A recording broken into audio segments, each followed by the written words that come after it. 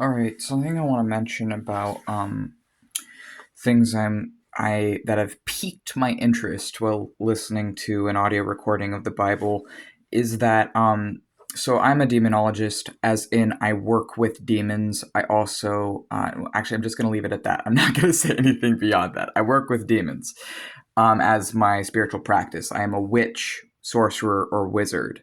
And I've been listening to the Bible because, well, for one reason, because I do feel like it's just such a integral part of things that have, I guess, informed society, and it's such a, I guess, like cultural thing in the USA that I want to at least have read it all the way through once. I haven't read it all the way through. I have read quite a good deal of it. I've read a lot of it.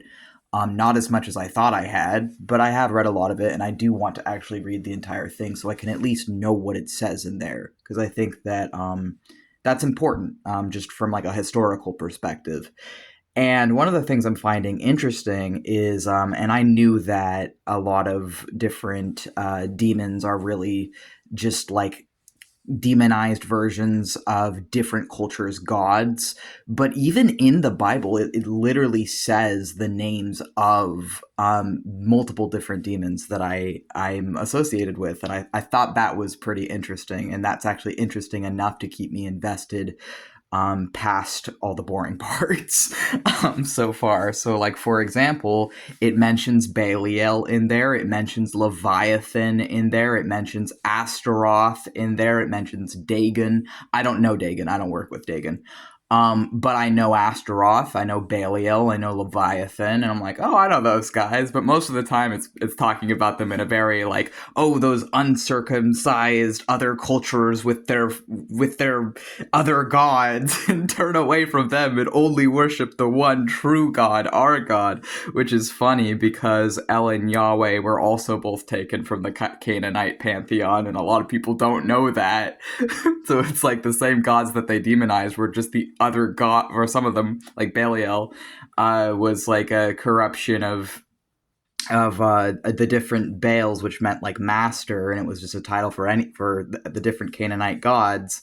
But the same gods that became the monotheistic god, the demons, were in the same pantheon when it was polytheistic or pantheistic, because there was a lot of cultural exchange and other things. And it's just kind of like funny because I'm like reading this or listening to it, and I'm like, oh, I know those guys.